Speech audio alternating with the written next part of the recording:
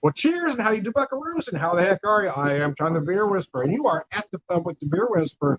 And joining me today, this was kind of a treat, man, especially if you're a beer geek like myself. I've got Marty Nachel joining me at the pub. Marty has wrote several books in the craft beer world, but the one I've got here that we'll talk about a little later is Home Brewing for Dummies. Is this your third edition, Marty? It is, yes. The first one came out in '97. Oh, wow. So I'm not Yes. going to get into how old you or I are, but you were at the forefront of craft beer, right? I would like to think that I was ahead of the curve a little bit, yes. So what's the bartender pouring you at the pub today, Marty? Well, I am enjoying a pint of, well, I'll actually You show it already to got you. started. There we go. Oh, Yep. awesome. Okay, cool. I've Yeah, got a local. this I've got a is local with a double dry hop Gringos. Talk more about what you're drinking. this is a Centennial IPA from Founders. Not exactly local, but this is kind of my my go-to beer. It's widely available. It's good and happy, like I like them. And this is my first beer of the weekend. And this is usually how I started off. There is mine too. Well, actually, I guess I did have one yesterday. I only work. I work Monday through Thursday most weeks, so I was off yesterday, so I did have a couple yesterday. But anyway, this is my first on a Friday. Well, So cheers. this one's a local for me, Marty. Springfield Brewing Company. I don't know how familiar you are with them. It's a double dry hop Green Ghost. So Green Ghost is their flagship IPA, 6.5%. This is a double dry hop version that uses Citra and Centennial. Sounds pretty tasty. So I do want to talk about this book, and I want to show it to you again. And as you can see, I've marked quite a few places. I don't know if we'll get to all of it, but anyway. But I do want to talk about some other things too, because you're a certified beer judge as well, right? I am. Yes, I have been since 1986. So, which again takes us to the beginnings of craft beer. So, how did you get involved in the first place?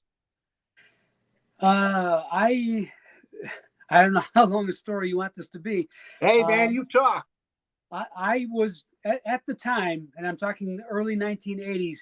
I drank Old Style. Now that's it was a beer that was very popular in the Chicago area. Mm-hmm. My father drank it, my brothers drank it, so I drank it. Just it's just because, never giving it a whole lot of thought. But my wife and I took a trip up to Toronto, and it was just a weekend trip. We had no plans. We blew into town, had no idea what we were going to do while we were there. So we went to the travel bureau, and they said, well, try the CN Tower, which is the tallest concrete structure in North America. So we did it. And they said, are you a hockey fan? We have the NHL Hockey Hall of Fame. It's like, oh, fantastic. We're from Chicago. Sure, why not? So we did that. And they also said, have you ever taken a brewery tour? And it's like, no, we haven't. They said, we have one of the largest breweries in North America here in Toronto, and that would be Molson, of course. So it just happened on Saturday, the brewery was giving tours, and we did it. When they say free beer, we're there. So that was the first time I ever took a brewery tour. And better than that, at the end of the tour, they give you free samples, of course. Mm-hmm. I had never had beer, not only that fresh, brewery fresh, but also in a variety of different colors and flavors. By the time they got to the last beer, which was Molson Porter, I was blown away. I said, you know what? That's it. No more Old Style. I got to find out what this good stuff is all about. So that kind of set the course of my life. Wow, that's a good story. Yeah, I want to backtrack just a little bit. Old Style. So I first had Old Style back in. So I grew up in Southern California, so we didn't have Old Style out there. But in '85, I wasn't quite 21, but I was close. But I was working for Sears Carpet Cleaning, and my partner was from Wisconsin, but they got a lot of that Old Style in their neck of the woods in Wisconsin. So he had went home for a couple of days and came back, and he'd brought a couple cases of Old Style back. And that's the first time I had Old Style. And as far as the beers that we had at the time, it wasn't bad. I mean, compared to the other, beers that were available. Right. So your first, so what was your first foray into actual? Well, we didn't call them craft beer back then, but microbrews. As far as microbrews, let's say, what was your first foray into that? Yeah, microbrews. There weren't a whole lot of them available, at least not nationwide. The few that I remember going back then, of course, Sierra Nevada opened up in 1980. So that was a couple years in by the time I discovered it. So that was kind of a go-to. Another one, Boulder Brewing out of Boulder, Colorado. Oh, yeah. That's an old favorite. There were a couple from the East Coast whose names kind of escape my memory at this point. I'm not sure they're still around. We didn't get any craft, microbreweries, craft breweries in Chicago until 1987. So we were a little bit behind the curve. Yeah. So like I said, I grew up in Southern California. So my first probably would have been Anchor Steam, but I didn't realize that was, a microbrew at the time. I just, when you're a young drinker, you kind of drink quantity. You're drinking cheap, right?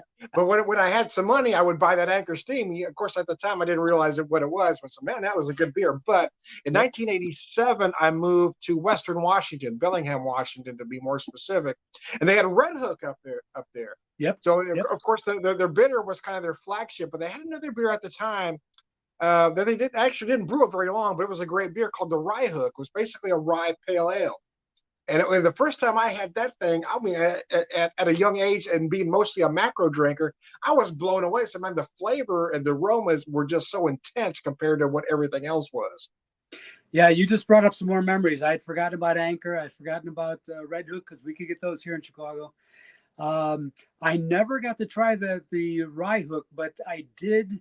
I was a big fan of the Black Hook, their porter. Oh, yes, that was a great beer. As well as their ESB. That was another good one. Yes, that was the first time I actually had the ESB. I said, man, that's a good beer, man.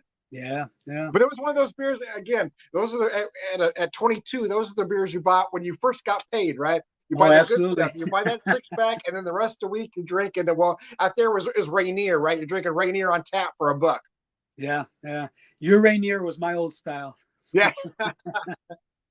So my dad, there was a beer in the Midwest. My dad grew up in South Dakota, right? He was born in 22. Is that World War II greatest generation.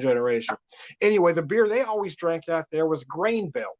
I'm not sure if you're familiar with that, but anyway, Grain Belt was the beer he grew up with. When he moved to California after the war, of course, Grain Belt wasn't available out there. So the beer that he found closest to Grain Belt was Olympia. So he was an Olympia drinker for a long time. Yeah, watch out for artesians. Artesians. Yeah, remember the old Richard Farnsworth commercials? I love everything about artesians except their sense of humor. Yeah. Love that old advertising. It was great. So you and I have seen a lot of breweries when well, of course, again, microbrews. We didn't really use the term craft beer at that time, but when microbrews started popping up, there were certain breweries that really gained attention. But a lot of them kind of petered out at some point, I guess, for one reason or another. What breweries can you remember that that really brought you into the fold, but aren't around today? The first one that pops into my head, and I miss it terribly. I don't know if you remember Celis. Oh yeah, out of Texas. They made some really, really nice beers, and Celis was responsible for practically reinventing or bringing wit beer back into vogue. A lot of craft brewers started making wit beer due to Celis having brought it here to the United States, and they had their Grand Cru and a couple of other beers, just phenomenal beers. So yeah, I miss Celis terribly. As far as other breweries, my memory is fading. I have seen a lot of them come and go. So. The one that comes to mind is Pete's Wicked. Yeah. Because that was the one that brought a lot of folks into craft beer, and then they were gone. Yeah, well, they entered the craft beer market much the same as Sam Adams, but the difference is Sam Adams eventually did buy their own brick and mortar brewery. Yeah. Pete's never did that. Yeah. They had to rely on being contract brewed at a lot of different locations. So you've been a beer writer for a long time, though, right? I know you've obviously this book, and you've got another one there. So what other publications have you done for craft beer? The very first article I ever wrote was in October of 1987, and I'm going to Oh, move my good camera Lord. just a little bit. Right back here, Uh-huh. that framed article. That's the very first one I did for All About Beer magazine in Oh my God. 1987. So I mean, you And were there. I mean, you were literally there at the beginning. uh, eh, I wasn't the first, but I was one of them. Well, you were. Yeah, you're one of the first there. I mean, being a beer judge since '86. I mean, wow. Yeah. Most of us didn't even know that existed in '86. I feel like I kind of just stumbled into it. At the time, I was very interested in beer in general, but especially with this new emerging Uh-huh. micro brewing aspect of the industry. And so I just, I delved into everything. I read everything I could. I visited, did some traveling, visited, tasted all the beers I could. I just, hook, line, and sinker. I did it all as much as I could. And, here I am. Any regrets other than money spent along the way? None whatsoever. Not at all. It's funny. I talk with beer folks such as us. It's funny. Sometimes I'll be at a brewery tap room or someplace. You'll hear a couple folks arguing about something, and unless you're a beer guy, the argument seems like incredibly silly. Yeah. You're a witness that you're seeing two guys argue over an adjunct or an aroma. Why are you? And folks, it's like a Comic-Con, right? It's like the comic book folks. It seems like they're arguing over something silly, but us beer guys do exactly the same thing, don't we?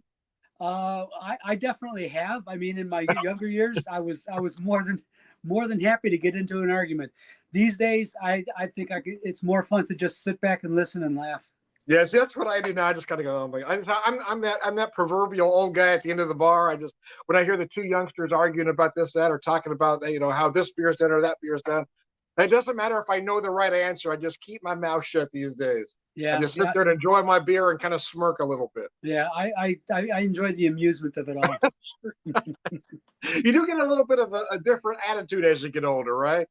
About everything in life, not just beer. Yeah, well, yeah. They say with age, wisdom comes with age. I'm not exactly sure that's true, but but you have a different perspective on everything, though, right? That's a fact. Absolutely. Yep. So I do want to bring this book up a little bit. You had sent me this copy, and we probably won't be able to get into everything. And I wish my lighting was a little better. I wish my eyes were better, but so I'm going to do my best here. You write, so I'm going to read just a touch here and kind of give you my impression.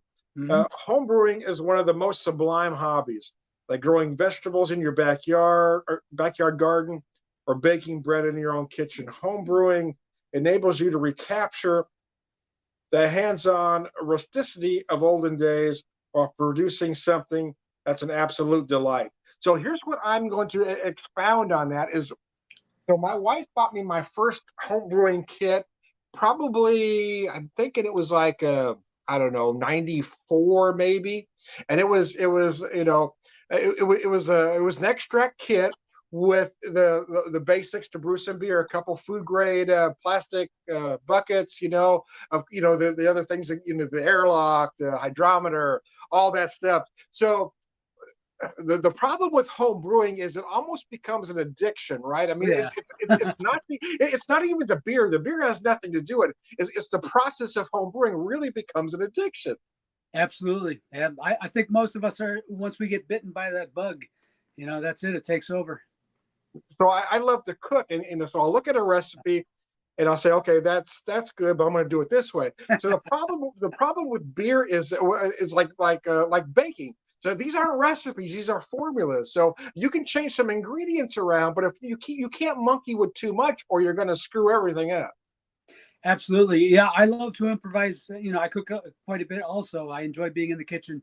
And by the way, I think most of the homebrewers I talk to are very much interested in food, parallel to beer. Yeah. But anyway, yeah, you're right. I mean, you can improvise considerably in the kitchen. You can still improvise in the brew house as well, but you still have to follow some rules. Well, I mean, you have to keep the measurements the same, I guess. You can change out this for this, but your measurements have to stay the same, or it's like baking. If you drop in too much of this, you're going to mess everything up. Yeah, yeah, You absolutely. can't add too much yeast, or you can't add too much, baking powder. You gotta add certain things just like it says. Yeah, there's still some science behind it.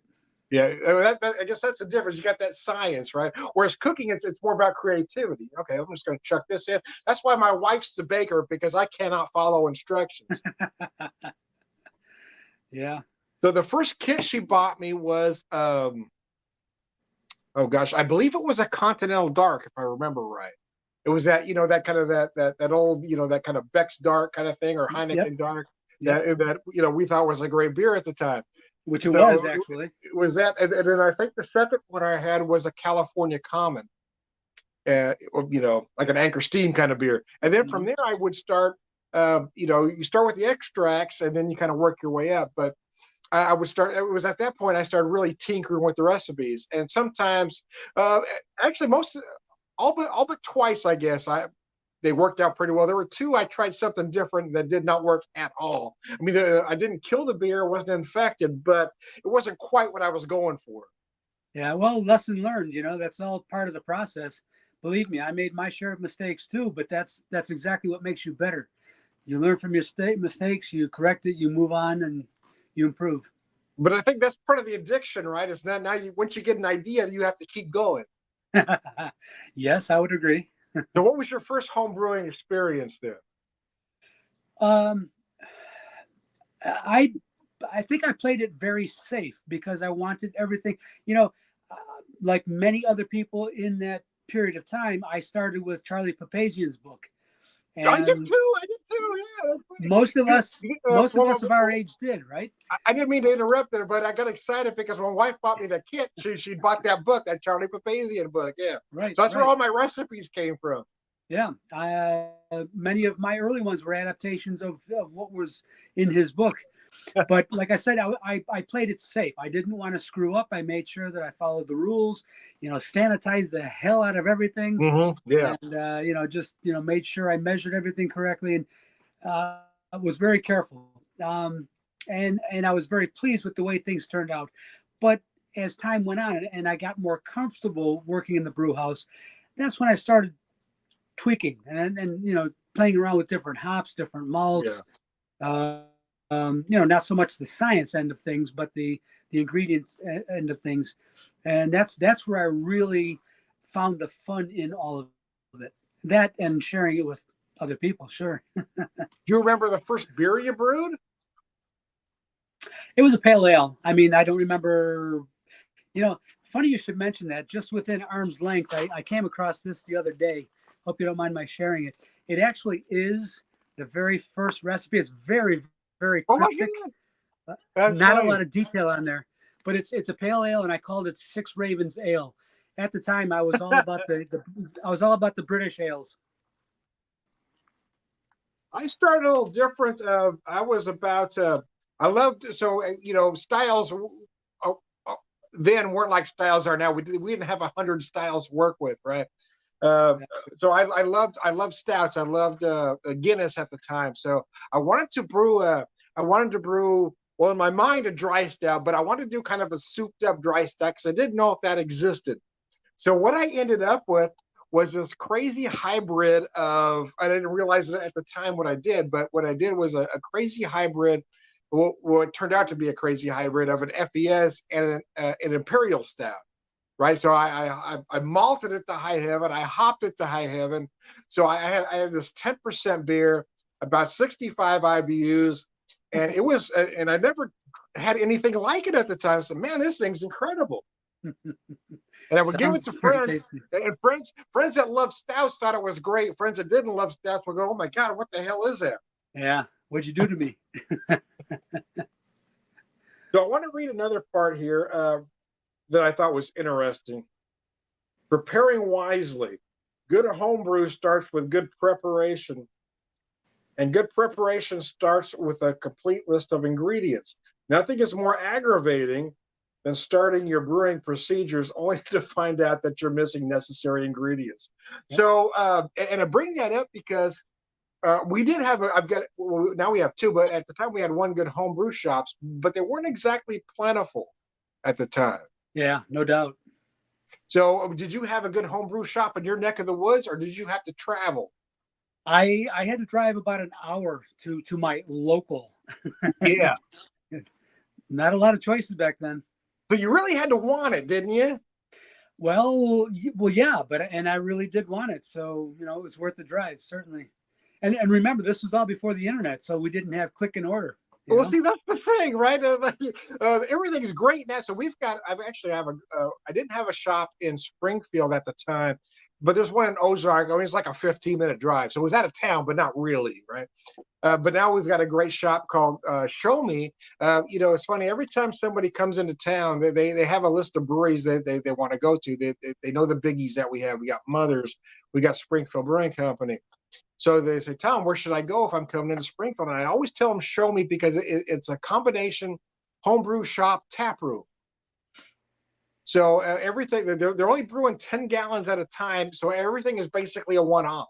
So I tell folks, if you want to check something into Untapped, that's the brewery you need to go to, because you never know what they're going to have. That's very cool. That actually reminds me, I don't know how familiar you are with Zeugel beer in Germany. It's the concept of a communal brew house. Oh, really? Okay. Yeah, and all the people who are part of that communal ownership of the brew house, they take turns brewing beers. So there's always something different on tap, and that's what that reminds me of. So you have another section here. What do I do with all these gadgets? So I remember at the time thinking, okay, what am I going to, I got to buy this. So you get started with just the basic stuff, but then you have to go buy more stuff.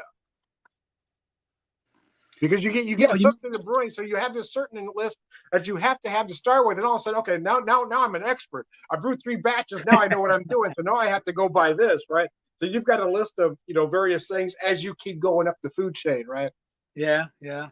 But it reaches a certain point where it's like, do I really, really need this, or do I just want it?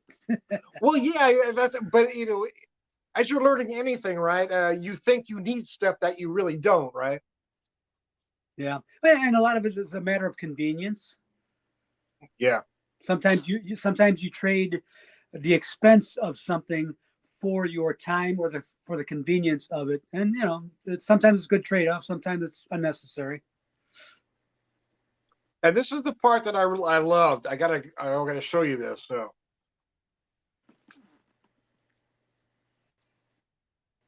Yeah. Creating your department. A lot of folks don't realize that 90% of it is sanitation.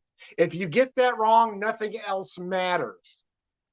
Absolutely true. Absolutely true. And the funny thing is, you asked me about my early brews. I would say the first, maybe 10 or a dozen beers that I made, they all came out, at least to my palate, they came out fine, with no problems, no contaminations or anything like that. It's when I started getting cocky and I started getting a little bit lax in my sanitation, that's when I blew a batch. Yep, same for me. I would brag that I've never ruined a batch. I know exactly what I'm doing. But yeah, you get cocky after a while, right? Yeah, you just get lackadaisical, and that's when it happens. It happens to the best of us, I guess. So sanitation, do you have a preferred sanitation method? I was old school. I learned to sanitize everything with bleach. So that's what I learned on, and that's what I used for many, many years until I started using other more sensible, what is PBR? Is that PBR is the beer? I forget the name of that substance. It's inexpensive. It's widely used. Powder brewery wash, PBW. There you go. PBW. You were close. Yeah.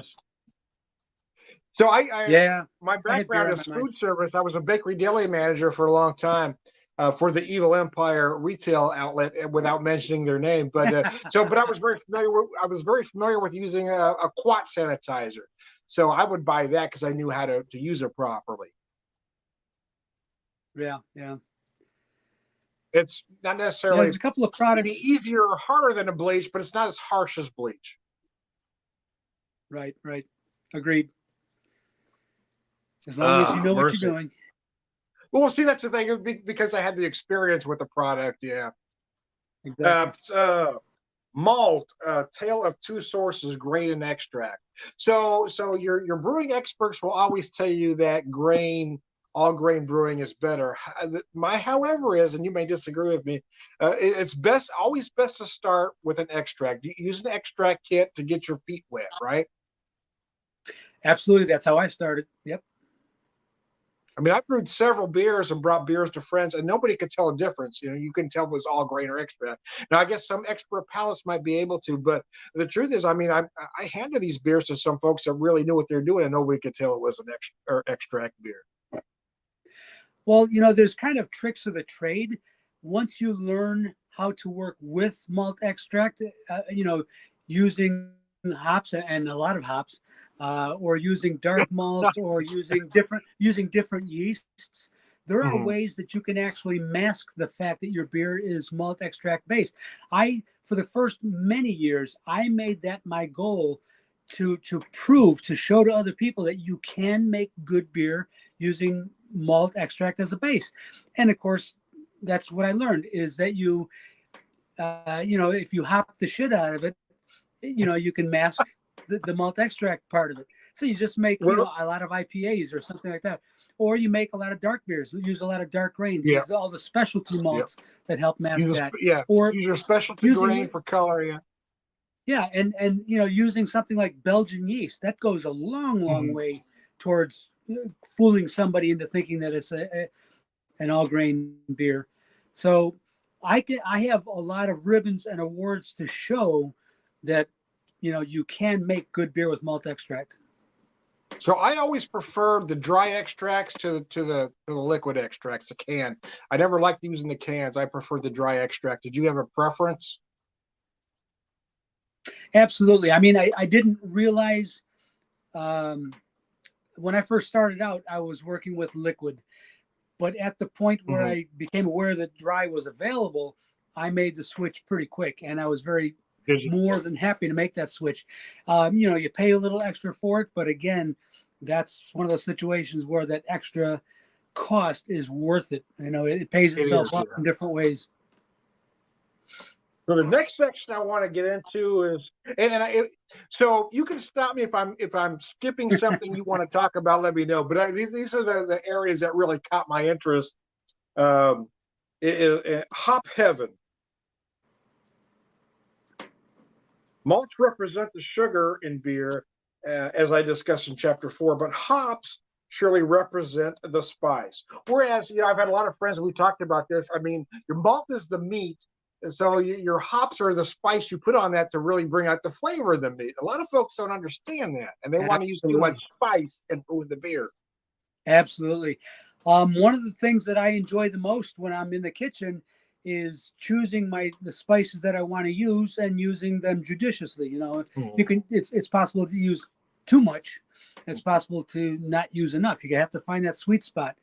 And yes, I think hops are very much the same. I loved experimentation with different hop varieties and using different quantities. And, you can use aromatic hops, you can use bittering hops, you can use flavoring hops.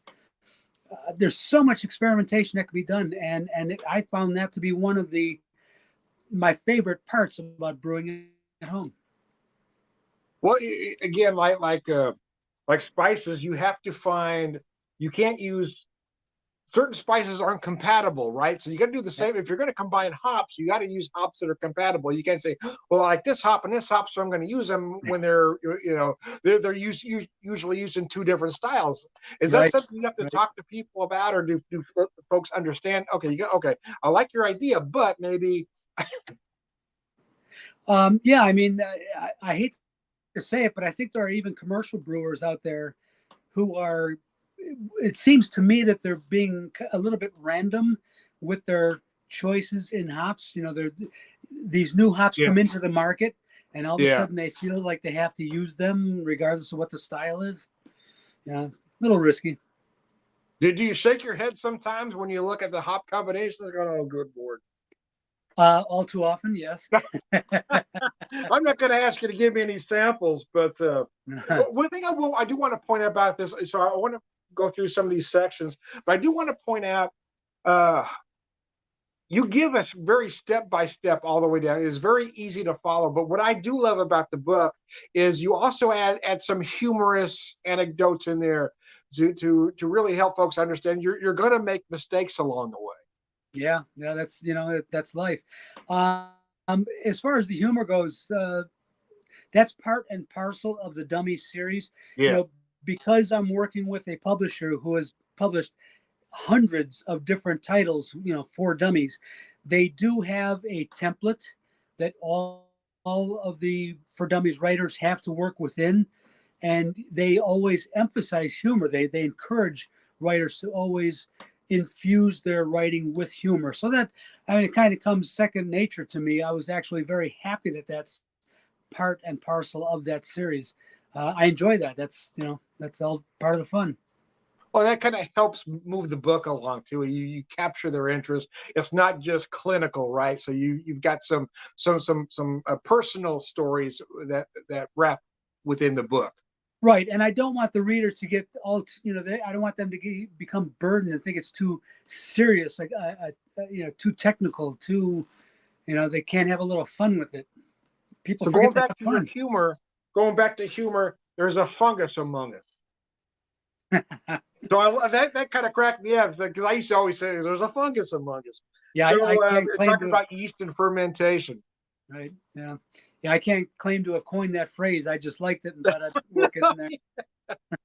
But I mean, so for me, it was kind of the little things that you've added in the book that made it worth reading, especially if you're a beginning brewer, right? So you're looking at, so I tried to forget that I knew anything about brewing at all and read it as if I was trying to home brew for the first time.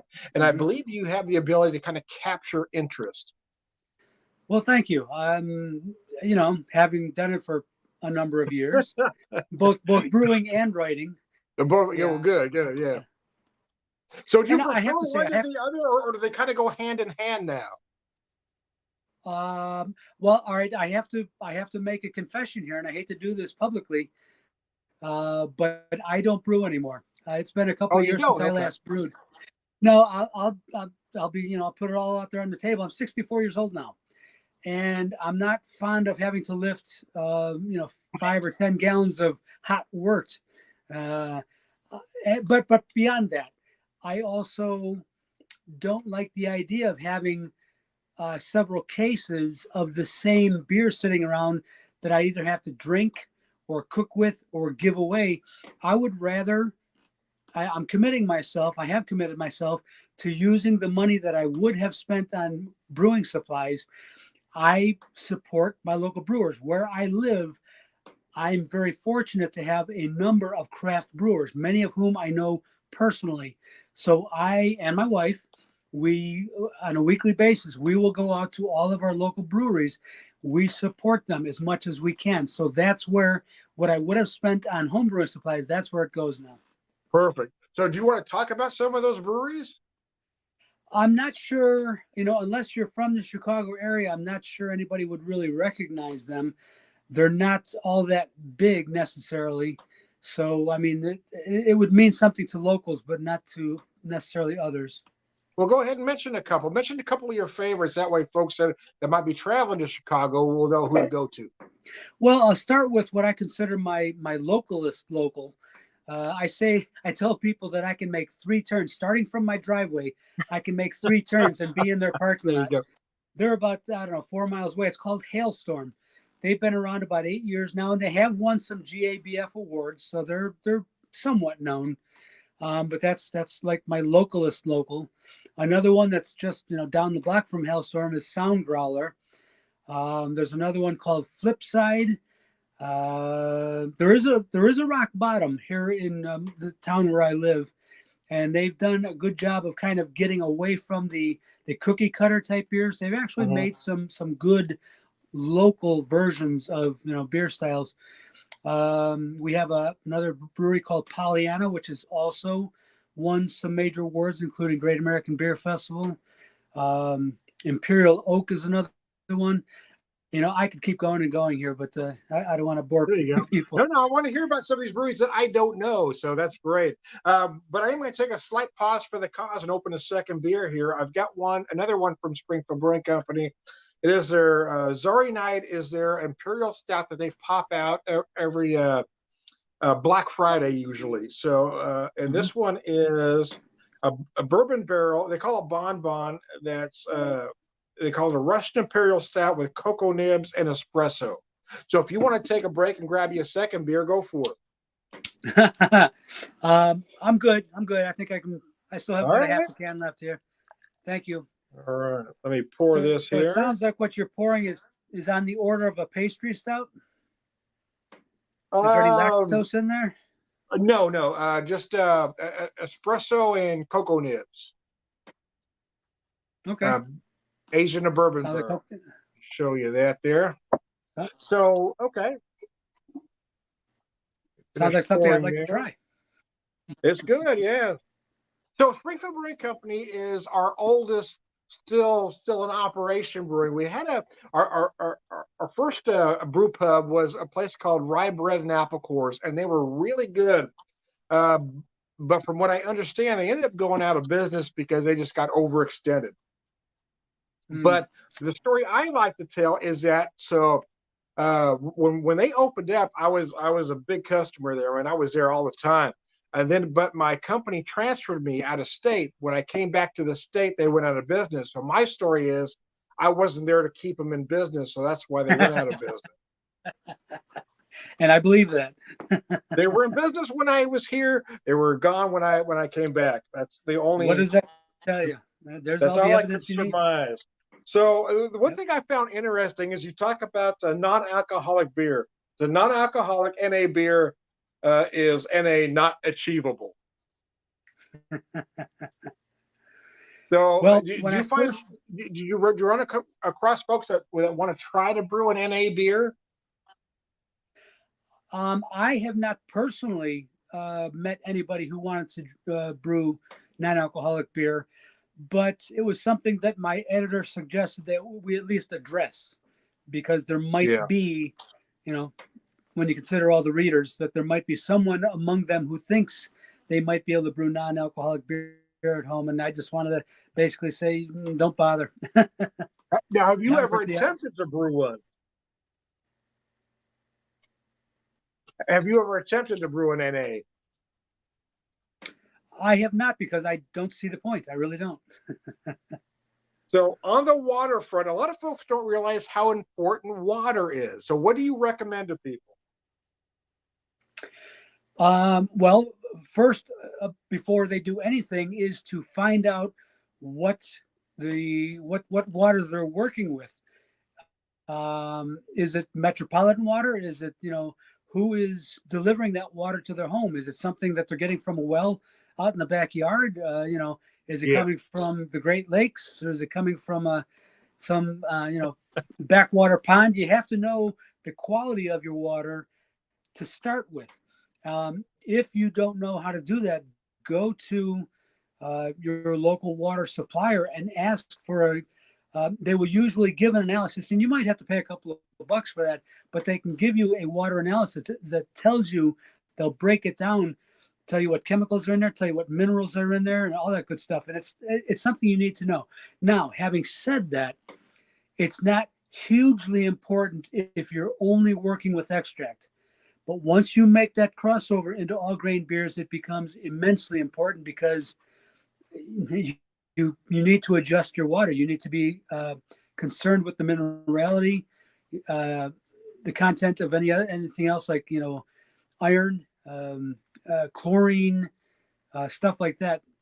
The hardness level, how hard or soft it is. And these are the things that you need to figure out and balance before you actually continue brewing, at least at the all grain level. A lot of folks think that distilled water might be the way to go, but it may not be your best option. I'm sorry, you cut out there. What'd you say? Distilled water. A lot of folks might think distilled water is the way to go, but it's not your best option. It's actually not really a good option at all, because distilled water has had all of the minerals. It's completely devoid of Yeah, minerals. yeah. That's not good for brewing. You have to have some minerals to feed your yeast. There are So certain you're minerals thinking that you're are either using good. pure water, but it's not necessarily the best thing for your beer. It's really not. And even if humans were to drink distilled water and nothing else, you would get sick. You would get sick from drinking distilled water because you need the minerals that exist in water. That's interesting. That's interesting. And a lot of folks wouldn't put that together, though. No, no, no. They think it's pure. So here's the bane of my existence right here, as far as craft beer today goes. This is the bane of my existence: adjuncts and flavorings. Yeah, yeah. So That's here's a the thing: adjuncts. I remember having a long conversation with a brewer one night. He says adjuncts aren't the enemy. How they're used is the enemy. The quantities they use and the quality of your adjuncts, that's the enemy. But the adjuncts themselves aren't bad. And it depends on what you're using and how you're using it. Like honey seems to be a beer geek acceptable adjunct. Everybody puts honey in beer, of course. Uh, Rice syrup and corn syrup, those are thought to be no-no. So what are your thoughts on those particular items? again, Tom. I'm sorry, but you cut out a little. I heard you mention honey. What came after that? So honey, most brewers, we love honey. So everybody does a honey beer at some point. But rice syrup and corn syrup are most think to be no-nos. So what are your thoughts on rice syrup and corn syrup? Well, I think everybody knows that rice and corn are the adjunct grains that are used by Miller and Coors and Yeah, Anheuser-Busch. Using syrups in homebrew, I'm not a fan of that. But if if a homebrewer's intention was to make a pale colored, light bodied, low alcohol beer, honestly, that's the way to go. I'm not going to look down on somebody who chooses to use those products. Again, if they use them properly, I would hate to see them used in large volumes or quantities in the beer. But if your intent is to make a light, low calorie beer, that's one way to achieve that. And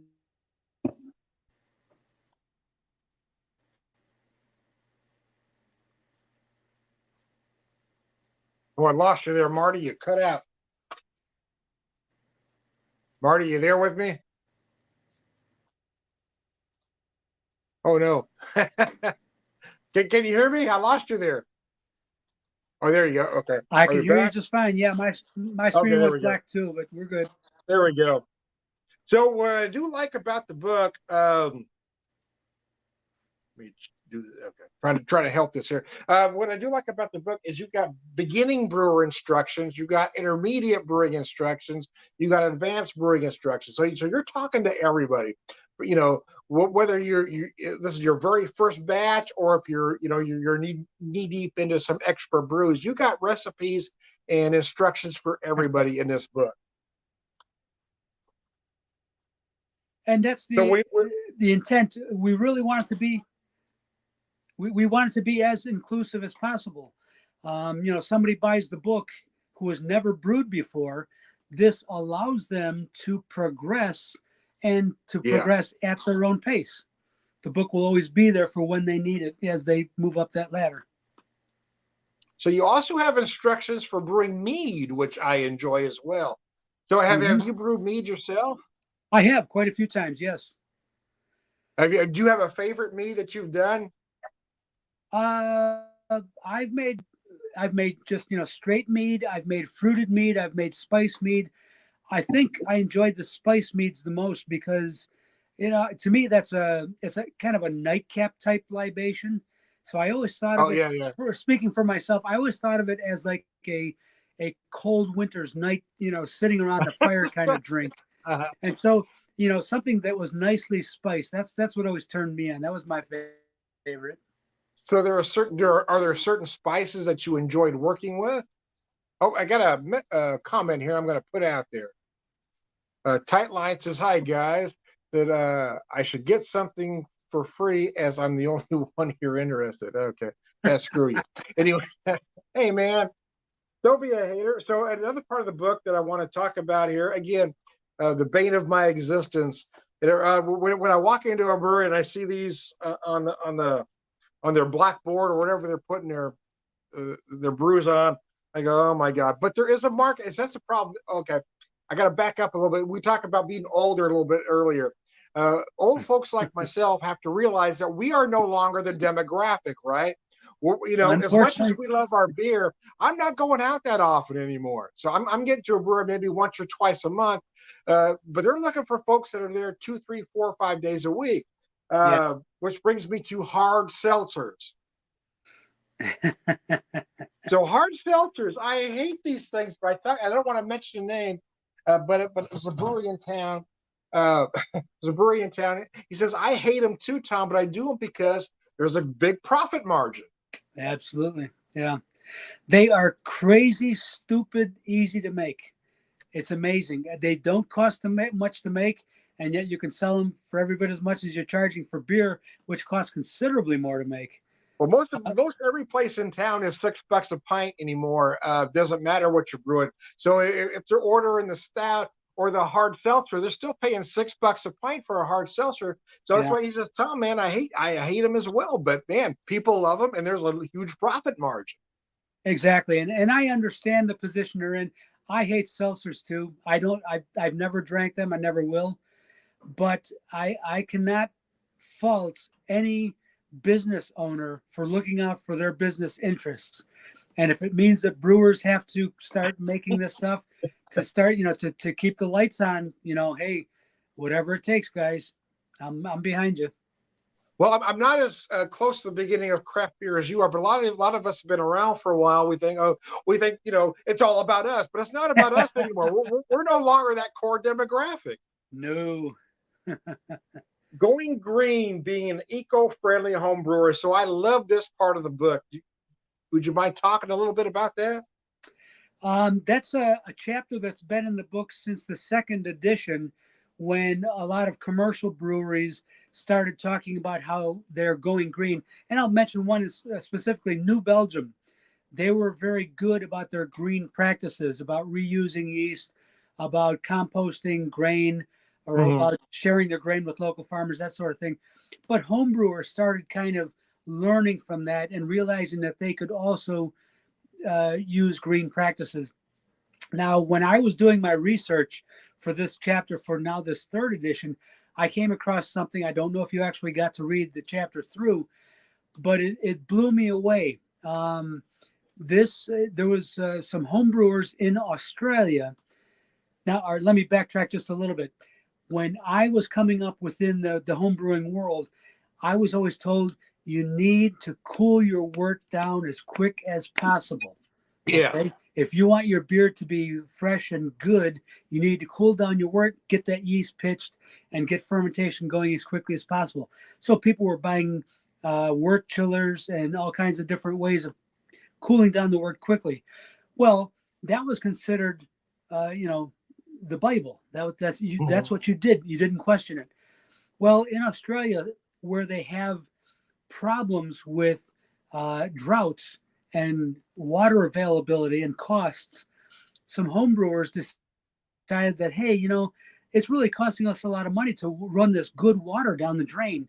Let's see if we can't do this a little bit different. So what they did is they found a way to cool the wort down slowly, but in a contained environment so it didn't get bacterially damaged. Oh, okay. They would cool it down overnight.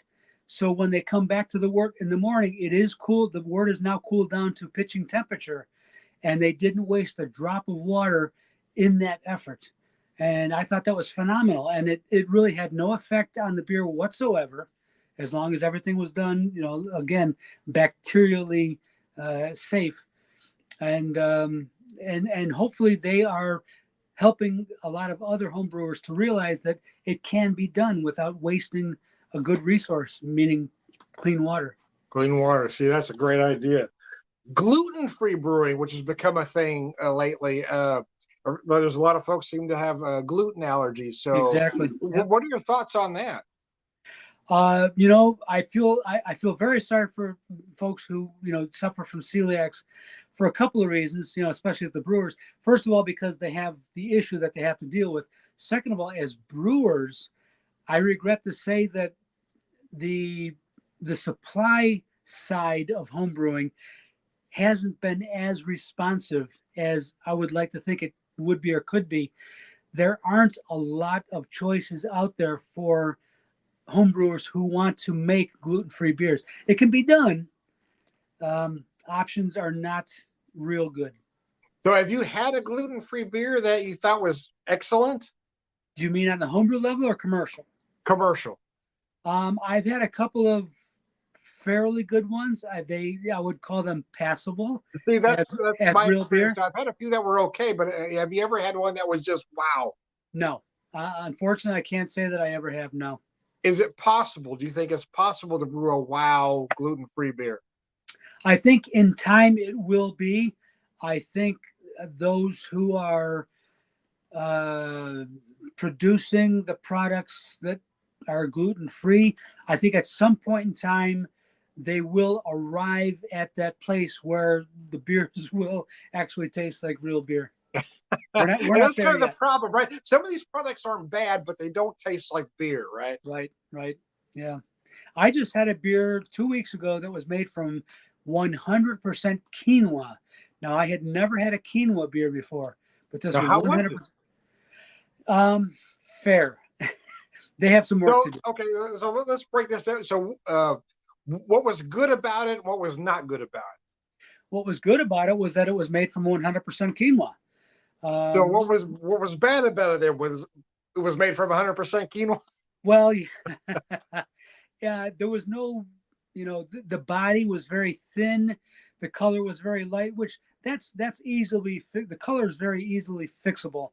It was mostly about the flavor, which to me was overly sweet. That's also fixable. I think they need to play around with their yeast. I actually did taste a Belgian version of that same beer that was considerably better. It's a beer that I would actually spend money on. Really? Okay. But it had everything to do with the yeast. So is quinoa grain, you think, really is something that works in beer, or is it more of a novelty? I don't think it's novelty. I do think it can work. I think it will work, but I think it's still in the experimentation phase. So, but anyway, using quinoa, would you still have to use some malt? I mean, what do you have to use to bring that backbone up a little bit? That's a darn good question. The one that I really can't answer. If you want to keep it gluten free, that's problematic. Yeah, you can't use malt. You can't use most of the grains. So what could you add to quinoa to again give you some kind of backbone in that beer? That's not malt. That's not my area of expertise, unfortunately. Well, I know you're smarter than I am, but I was curious. Yeah. So, storing and storing your suds. So, are there methods you recommend? Well, a lot of people that I found, and by the way, this is changing from when I first wrote the first edition of the book till now. A lot of time has passed. A lot of good knowledge has been shared. But, people are still learning how to properly store and serve the beer for themselves and for others. You have to treat the beer as a food product. Yes. When you buy any perishable at the store, you bring it home and you refrigerate it. You need to do the same for beer. Beer is a perishable product. Perishable product. It will go bad. You can give it some shelf life by keeping it refrigerated as long as possible. So that's number one. With regards to pouring it, you got to start with a clean glass. I see too many people, especially these people on Facebook and Instagram that show their beer. They're showing off. They're so proud of this beer, but they're not realizing that the glass is god awful dirty, and it's disgusting. You need to clean your beer glasses. So that's something that I advocate very strongly. Don't be afraid to pour the beer just a little bit aggressively. I saw that you did that. Mm-hmm. I did it when I first poured. You want to work Start up and the then bring it back. Yeah. Yeah, you want to work up the head within the glass. In doing that, you're bringing out a lot of the CO2 within the beer, which aids in the aromatics of the beer, and it reduces the gas bite on your palate. It also reduces the amount of CO2 that you're actually ingesting, which later has to be expelled in some way, if you get my drift. There you go. So do you have cleaning methods that you prefer? Um, for my good glassware, my everyday glassware, I'm not as concerned about. I'll just throw that in the dishwasher. Yeah. But for my good stuff, I hand wash them. Honestly, I do. So And I I use don't. white vinegar. I like white. I do a white vinegar spritz, and I hit it with some hot water. That's how I clean mine. That's one way to do it. I also use baking soda in hot Baking soda water. works. There you go. Yeah, Yeah. So sometimes I will put them in the dishwasher when nothing else is there, so I don't put exactly. soap Right. in there. But Right. I'll hit it with some white vinegar or baking soda as well. But yeah, Yeah, it's mostly what does the damage is the soaps, soap. various Yes. soaps that people put in their dishwashers. That's what makes the glass cruddy. So, yeah. So what I will do, similar to what breweries, you go to tap rooms, I'll hit it on that little thing, get that little water spritz in there. So when I have a glass at home, I hit it with that little water to kind of make sure I've got anything that might be in there isn't there now. Yep, that'll work. So I don't know if you have this issue, but I do. I have too many glasses to my wife's chagrin. I have more glasses than I have space for. Do you have that issue as well? Well, I can lump my glasses into two categories. One is drinking glasses, which I Uh, have too many of, and the other is collectible glasses. I have boxes and boxes and boxes of collectibles. But I know you're talking about drinking glasses here. yeah. Yes, I have the little guys just for doing a couple of ounces. I have the mid-range guys for doing a half a Uh, can. I have the big guys for pouring a full beer. And my wife is just like, do you really need all this? So, no, I don't. so, But so here's the thing. My wife does say that, but here's the thing. I would say about half the glasses I own, she has picked up for me at garage sales, thrift stores, etc. So nice. she is, even though she complains about my glassware, she is my enabler. Absolutely, yeah, she must be. I can't claim the same for my wife. It was up to her. She would have a garage sale and get rid of half. Oh, mercy. So I did want to talk about something else though. You have another book that you show. We were talking a little bit off camera before we got started, but I don't. So would you show that book? I would be happy to. I thought maybe your copy might have made it to you, but apparently it did not quite yet. It should Beer very for them. soon. This is also the third edition of this book as well. So what Beer does for that Dummies. one encompass? Well, this encompasses a lot of different topics. We start about talking about the ingredients that go into beer, how beer is made, beer styles, how to cook with beer, how to pair beer with food. We do talk about how to brew beer at home. That's just one Mhm. chapter. We talk about traveling in search of good beer. We talk about doing beer vacations or beercations, as they're called these days. Uh, We talk about the best beer festivals around the world. We talk about the best beer cities around the world. We cover the gamut as far as beer goes. well, I'm looking forward to that, but again, that might be to my wife's chagrin if we have to do a beer vacation. Anyway, anyways, so I mean, we were talking earlier. I mean, you've been around craft beer from beginning till now. So what are your thoughts on craft beer today compared to how it started? Well, I'm happy. I'm very happy to see that the number of breweries that exist are now well over 10,000 across the country. In my home state, there are almost 300. In my metropolitan area, there's almost 200. So I'm Wow, that's happy as great. hell. Yeah, I'm very pleased to see that. Um, but things have changed the industry. I'm not happy about the way adjuncts have infiltrated the industry. I'm not happy about, like we just talked about, how brewers need to produce other stuff like the I want to call them sodas, but whatever we call them. The hard seltzers. The seltzers, exactly. I'm not happy about that part. I'm not happy about the resell market. We have a lot of collectors who are going out and buying up these hard to find beers and then turning around and selling them on eBay or other trading websites. I really don't like that aspect of the industry. People who aren't really even into beer are doing that, and that kind of ruins it. It does. Yeah. Secondary markets suck, and I've said this in various other videos that secondary markets are ruining everything. I agree, absolutely. I'm not a fan at all. Never participated, never will. No, I won't either. No, I don't want anything that bad to buy it from a secondary market. But the secondary markets are for tickers, right?